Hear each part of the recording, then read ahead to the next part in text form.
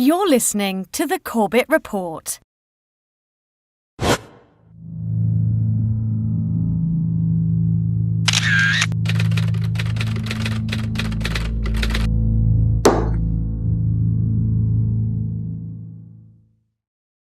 It took President Bush an extraordinary 441 days after 9/11 to establish a commission to investigate the events of September 11, 2001.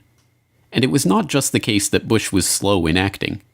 He actively resisted any investigation for as long as he could, taking the extraordinary and unprecedented step of personally asking Senate Majority Leader Tom Daschle to limit Congress's investigation into those events. In the end, the commission was severely underfunded, severely rushed, and, as Commission Chairman Thomas Kean later admitted, "We think the commission in many ways was set up to fail." But the most unmistakable sign that Bush was only interested in appointing a cover-up commission to investigate the largest attack on U.S. soil in modern history was his initial choice for commission chairman. Today I'm pleased to announce my choice for commission chairman, Dr. Henry Kissinger. Concerns about once the commission begins its work, if fingers point to valuable allies, say Saudi Arabia, for example, the implications, the policy implications this could have to the United States, particularly at this delicate time? I have been given every assurance by the President that we should go where the facts lead us. Not even the New York Times could believe that Henry Kissinger, the consummate Washington insider, could pretend to conduct an independent fact-finding investigation into 9/11. It is tempting to wonder if the choice of Mr. Kissinger is not a clever maneuver by the White House to contain an investigation it long opposed, the Times editorialized after the announcement. Kissinger may have been prepared for such polite disagreement with his appointment, but he was not prepared to meet the 9/11 widows whose tireless efforts had forced the creation of the commission in the first place. Several family members approached Kissinger and requested a meeting at his office in New York. Prior to the meeting, Kristen Breitweiser conducted a thorough investigation of Kissinger's potential conflicts of interest.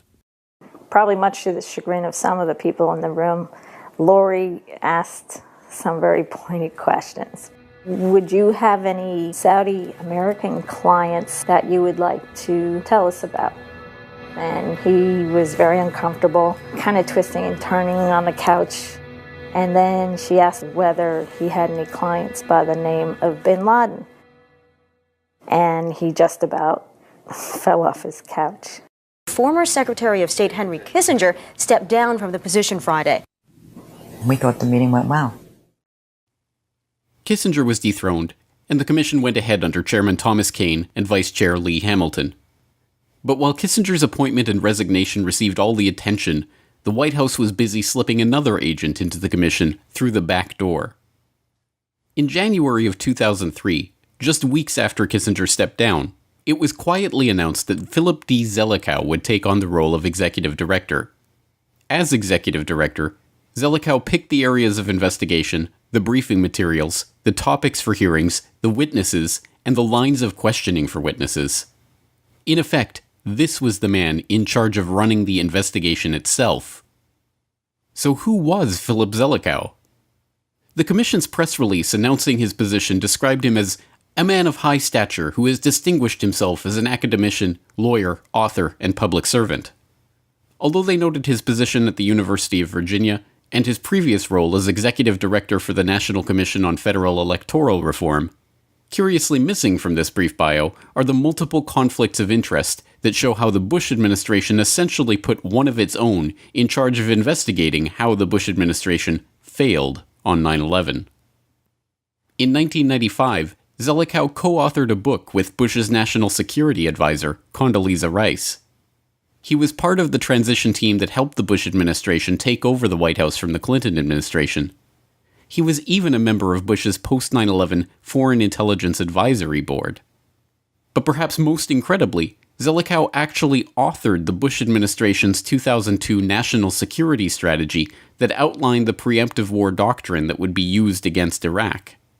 This, however, is something that not even 9/11 Commissioners Kean or Hamilton themselves knew at the time the commission was formed. Zelikow was the author of a very important document issued by the White House in September 2002 that really turned military doctrine on its head and said that the United States could become involved in preemptive war, preemptive defense, that we could attack a nation that didn't pose an immediate military threat to this country. And obviously in September 2002, it sure appeared that that document was being written with one target in mind, Iraq. Now, as I say, the author of the document at the time was anonymous. We didn't know that Philip Zelikow had written this thing. And that becomes known, I think, widely on the staff only in the final months of the 9/11 Commission investigation. And it appeared to pose yet another conflict of interest for Zelikow. Just to be clear, the preemptive doctrine memo comes out in September of 2002. The commission is created formally in December 2002. And do Kane and Hamilton, when they hire Zelikow, are they aware of his role as the author of the preemptive doctrine? I don't believe so. These conflicts of interest were not merely theoretical. After the victim's family members discovered Zelikow's links to the Bush administration, he was forced to recuse himself from the proceedings of the commission, which he himself was directing, that had to do with the Bush White House transition or the National Security Council. Hearing of Zelikow's appointment, former counterterrorism czar Richard Clarke, who Zelikow helped to demote during the Bush transition, remarked that the fix is in, wondering aloud, could anyone have a more obvious conflict of interest than Zelikow? Key staffers and even one of the commissioners threatened to quit the commission altogether when learning of Zelikow's history. When the 9/11 victims' family members discovered Zelikow's links, they protested his appointment, but unlike with Kissinger, this time their concerns were dismissed, and Zelikow plowed ahead.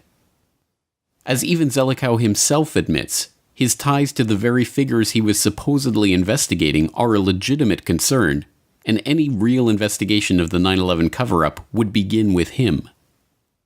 There's a whole welter of conspiracy theories about 9/11 floating around the internet, in video cassettes, and there's a whole cottage industry in this, which if you haven't read much about it, then you're a fortunate person. I get a lot of this. I actually figure very largely in a number of the key conspiracy theories. No, but to be fair, I worked with Condi Rice, right? I worked with her in the administration of Bush 41. So I could be read as the plausible henchman executing the cover-up. And it's a legitimate concern, especially if I hadn't had 81 other staffers keeping their eagle eye on me. Conveniently left out of Zelikow's story about the 81 staffers keeping their eye on his decisions is that they were staffers who were hired by him and under his complete control. In fact, Zelikow took over the hiring of the commission staff and even stopped staffers from communicating directly with the commissioners themselves.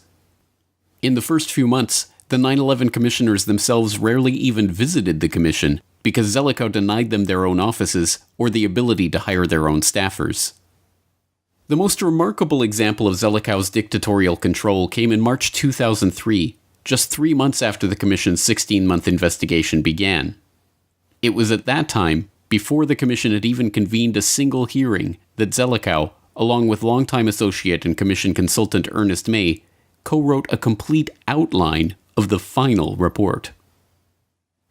Before the staff even had its first meeting, Zelikow had written, along with his former professor, Ernest May, a detailed outline of the Commission's report, complete, as Sheenan put it, with chapter headings, subheadings, and sub-subheadings.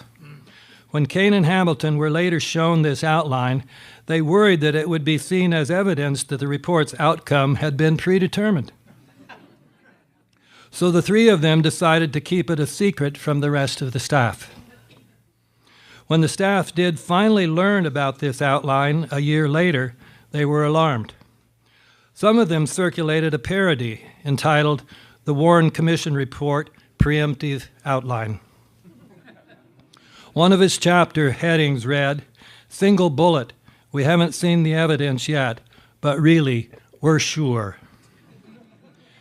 The implication was that the crucial chapter in the Zelikow-May outline could have been headed Osama bin Laden and Al-Qaeda, We haven't seen the evidence yet, but really, we're sure. So what exactly did Zelikow do as executive director? He allowed information in the Commission's final report derived from illegal CIA torture sessions, despite not having access to the evidence of those sessions themselves, which were later illegally destroyed. This included the testimony of alleged 9/11 mastermind Khalid Sheikh Mohammed, who was waterboarded 183 times in a single month, whose children were kidnapped by the CIA, who was told that his children were going to be tortured with insects, and who eventually confessed to a whole series of plots, including bombing a bank that didn't exist at the time he was arrested. More than 1/4 of the footnotes in the final commission report source from this torture testimony, and as Zelikow himself admitted, quite a bit, if not most, of the commission's information on the 9/11 plot itself came from this testimony. Zelikow denied interviews and documents to staffers investigating the Saudi connection to the attacks, eventually firing one of them and removing the text of their investigation from the final report. He personally rewrote a commission staff statement to suggest a systematic link between Al-Qaeda and Iraq before 9/11, outraging the authors of the original statement. He worked behind his own staffers' back to stop them from serving the Pentagon a subpoena to answer about information NORAD was withholding from the Commission.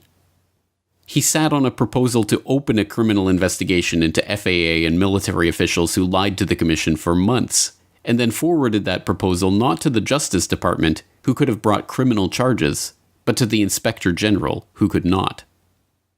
And he covered up information on Able Danger, a military intelligence team that had identified several of the alleged 9/11 hijackers in the country before 9/11. After the initial disclosure, Dr. Zelikow came to me at the end of the meeting, gave me his card and said, "What you said today is critically important, very important. Please come see me when we return to Washington, D.C."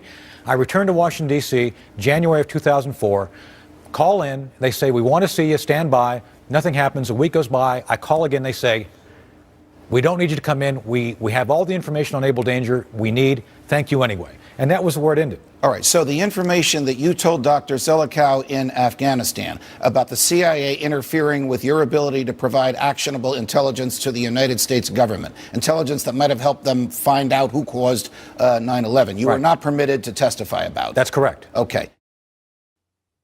From the initial outline to the final report, Zelikow carefully guided the process, hiring and firing the staff, directing their research efforts, deciding on witnesses, scrubbing information, and shielding his former colleagues in the White House from criticism.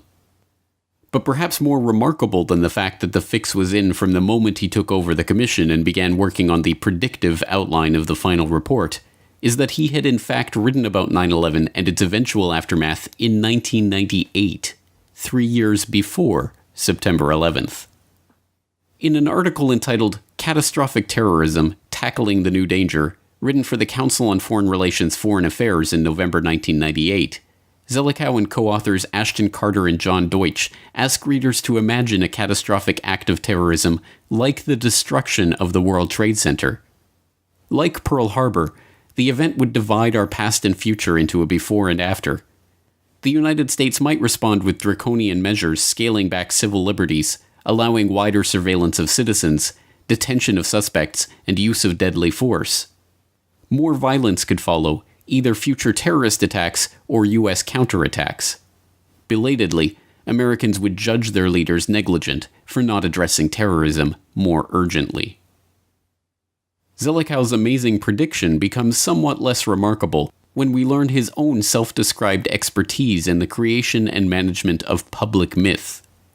In a separate 1998 article on public myths, Zelikow identifies generational myths that are formed by those pivotal events that become etched in the minds of those who have lived through them, before noting that the current set of public myths, formed during the New Deal in 1933, are currently fading. Convenient for Zelikow, then, that the Pearl Harbor event that would define the next generational myth, known as the War on Terror, would arrive just 3 years later, and that he would be in charge of the commission tasked with creating and managing the public perception of that myth. Indeed, given his central role in the cover-up of 9/11 and deflecting concern away from legitimate 9/11 suspects, Any true investigation into the events of September 11th would involve a thorough interrogation of Philip D. Zelikow. No, but to be fair, I worked with Condi Rice, right? I worked with her in the administration of Bush 41. So, you know, I could be read as the plausible henchman executing the cover-up. And it's a legitimate concern. Everything we're getting back from the sampling that we're doing is below background levels. I can tell you that there was no credible intelligence at that time